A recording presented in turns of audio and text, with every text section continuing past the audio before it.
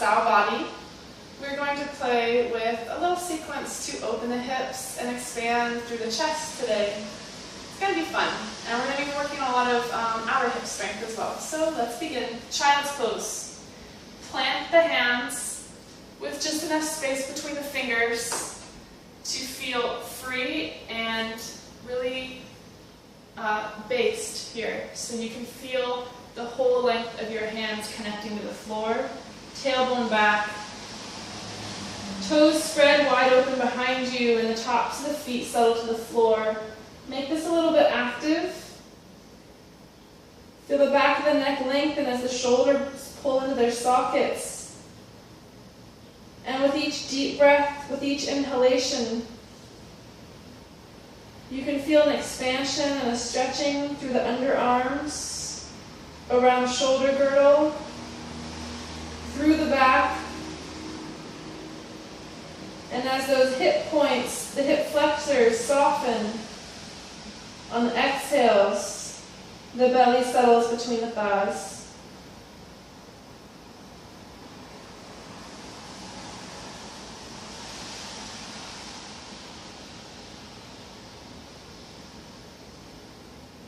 We rise up, bring the knees underneath so they're in line with the toes. Tuck the toes and stretch back. See if you can get your downward facing dog's arms here. So like kickstands, pressing into the ground, shoulders stable. Can you lift your knees, hover them off the floor, and press back in a down dog from here if it's okay with your knee joints. And if it's not, you just shift forward until you can come into your downward facing dog from there. Allow your heels to settle to the floor by feeling the back of the calves release and the thighs press back toward the ceiling and the back wall behind you. And settle in here for a couple breaths. Let the back of the neck be long. Feel the extension from the crown of the head to the tailbone. Fingers still placed evenly apart. Pressing the thumb. And starting to shift the weight a lot into that left hand, feel the left leg lift. Ribs draw in to really help extend through the leg. Heel to sit bone. Knee lifting. Feel the right stretch of the back of that calf. Can you not? Really? And then draw that knee into the chest. Feel the entire length of the thigh. Press into the chest without changing anything else in this posture. We're still in downward facing dog. So that right heel is descending, really giving you an anchor here, even if you have to bend the knee slightly. And shift forward. Just feel the shoulders move forward over the wrists. Palms planted. And the back heel lifting. Everything else stays the same, except you soften the shoulders, the shoulder blades lay on the back, and lift through the back of the neck. Then slowly look to your knee and set it gingerly with control down under the hip. Beautiful. Start to rise up on those right fingertips.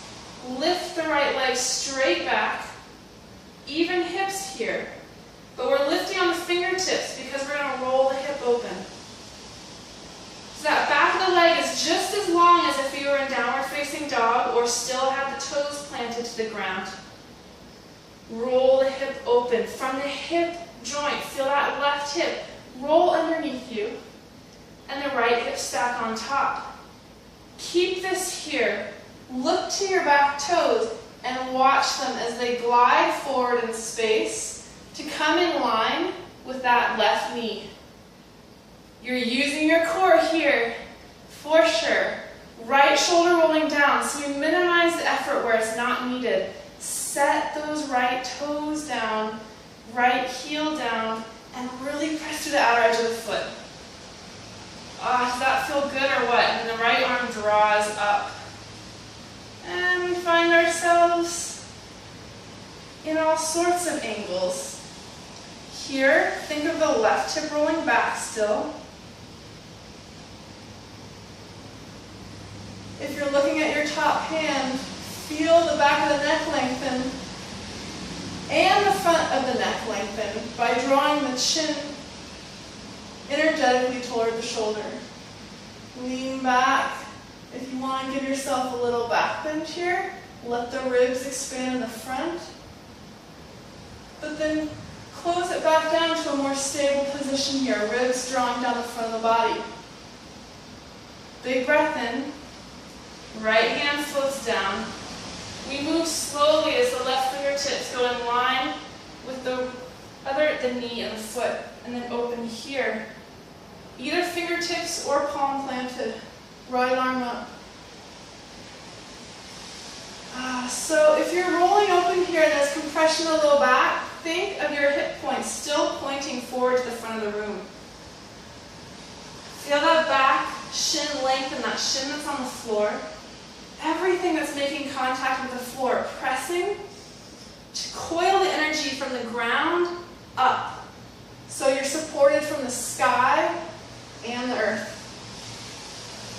Sounds mumbo jumbo-y, but it can feel so good letting gravity work with you. Right arm expanding over, and bend at the elbow.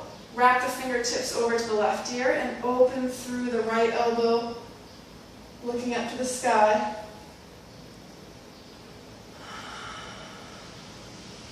Right arm back up. And then we're going to get a little funky here, have some fun. Draw that right hand down, walk your fingers back to your mat, just like you're going to downward facing dog. And then walk yourself over to that right foot and give yourself a little squeeze.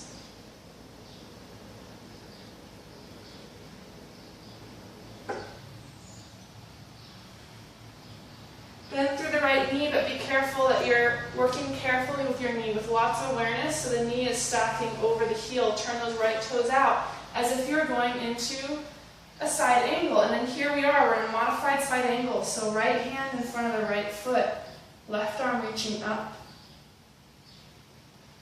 And the other leg is in just kind of a froggy pose. Feel the right ribs roll open and up, or rather draw in toward the sternum, and the left ribs roll open. Take the left arm overhead if it's available, and look down. And then slowly wind that left hand to the floor, and walk yourself back over to the center. Now let's get a little more fun. Turn those right toes forward again, pivot on the heel. Tuck the back left toes, and we come into plank. A weird plank, a straddled plank. Pause here and find your strength from the inside out. And then press back to a straddled downward facing dog, going slightly sideways so you're arching through the left ribs, and make it sweet. We move with slowness so we can find the grace in our movements and find where there might be stagnation, allowing the journey to happen rather than just getting from point A to point B. And here's one of those points where we get to explore the journey of the right leg coming back to downward facing dog. Press into your right hand, lift through the right leg, send it up in an arc like a rainbow. Where are my unicorns? I got rainbows, unicorns. Oh, I don't know. Here comes the right foot down, and I'm in a wide downward facing dog. Bring those feet back to neutral down dog, hips width apart.